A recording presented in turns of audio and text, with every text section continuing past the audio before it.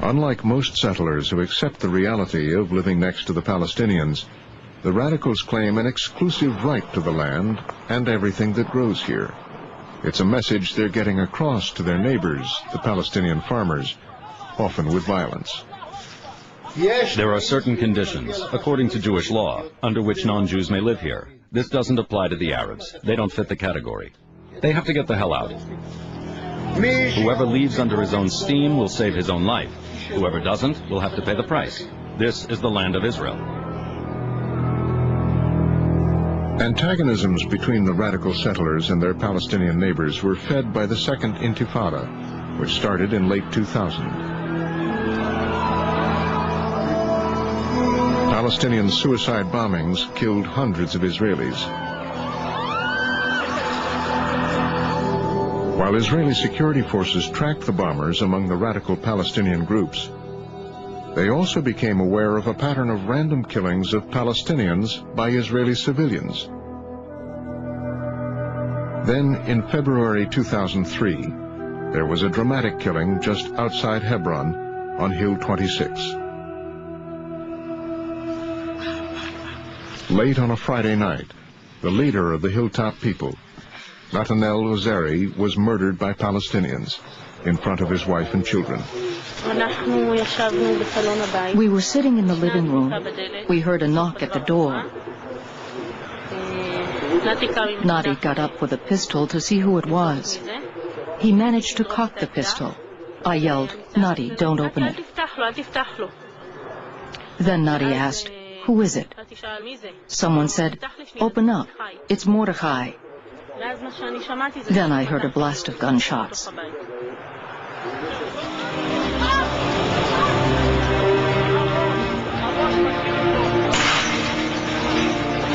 Israel had never seen a funeral procession like Ozeri's. It became a radical demonstration of all of the Kahanist splinter groups. Carrying his body with his face uncovered, contrary to Jewish custom, Ozeri's followers set out to bury him on the hill on which he'd lived. Nati was a leader with a vision of the Holy Temple. He inspired the youth, who in the eyes of the mainstream are the fringe youth. In the eyes of the settler establishment are the hilltop youth. But in my eyes are the salt of the earth. They hoped that Ozeri's grave would sanctify the hill and serve to hold it for all time. But the military was ordered to stop them.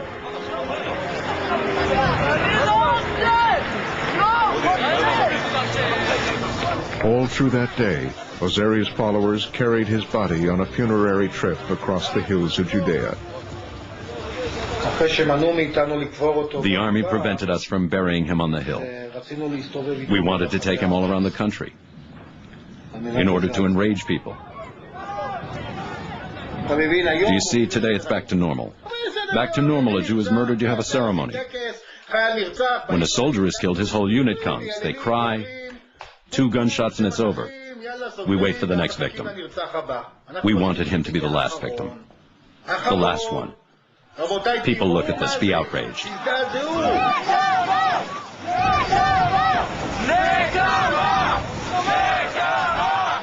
Revenge is an important value. The Talmud says that it is one of the greatest things. Revenge is great. Almost every one of the Psalms mentions revenge in one way or another. Usually people recite Psalms for the sick. In all of the Psalms there are maybe 2 verses about the sick. About revenge there are hundreds of verses.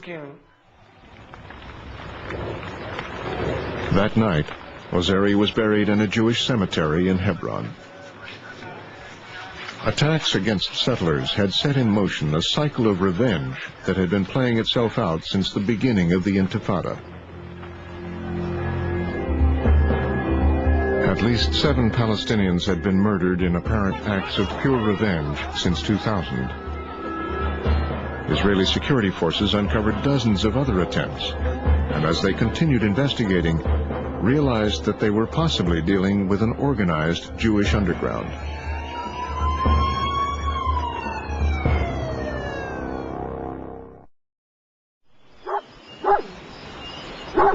Bat Ain is a settlement in the West Bank between Jerusalem and Hebron.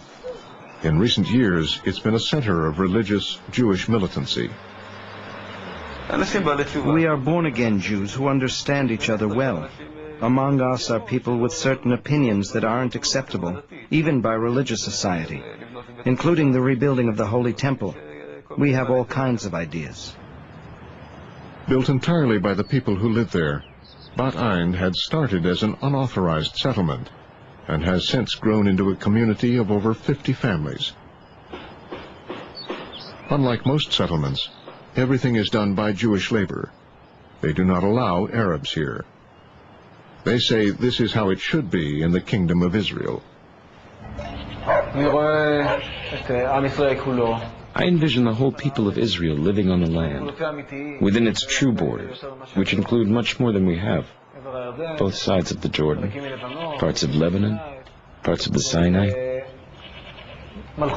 The kingdom would be unlike this rotten democracy. A king would be loyal to one thing, to what God tells him, to what is written in the Torah. We should live here according to the Torah. First and foremost, the laws of the Torah.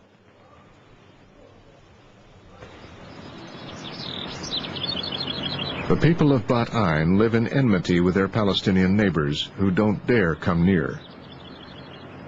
While other settlements are fenced in, the people here prefer a different approach: deterrence. The Arab knows that when a Jew fences himself in, the rest of the land is his. We want to prevent that. He puts his plow next to the Jew's fence and starts plowing all the way to his village, and that's unacceptable. If I don't have a fence, it confuses him. Our fence, in fact, goes as far as an M16 can reach. The range of an M16 bullet is our fence. If they shot a few rounds at you, you go to their village and shoot a few more. These were simple reactions. If they damaged an orchard, you damaged 10. 2 eyes for an eye, teeth for a tooth. And then there was an escalation to where I crossed all the red lines. From a desire to scare the Arabs off, you get to attempted murder. All the way. Big time. In Bat Ain, a plan began to take shape in the spring of 2002, which would come to shock the entire nation. It was my idea. It started as my idea. I supplied the explosives. I'm an explosives expert. Someone got a trailer from somewhere.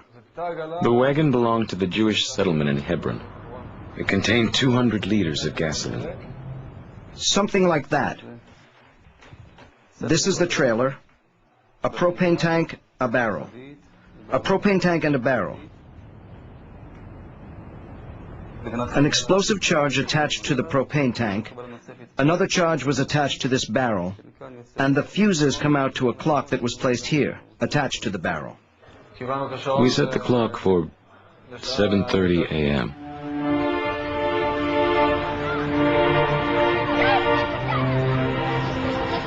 This was the intended target, an Arab girls' school in East Jerusalem.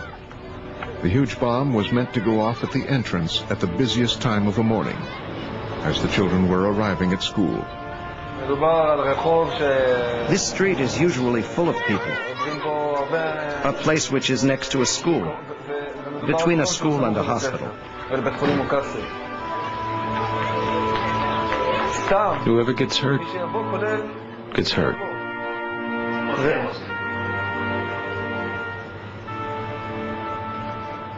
Just like they do.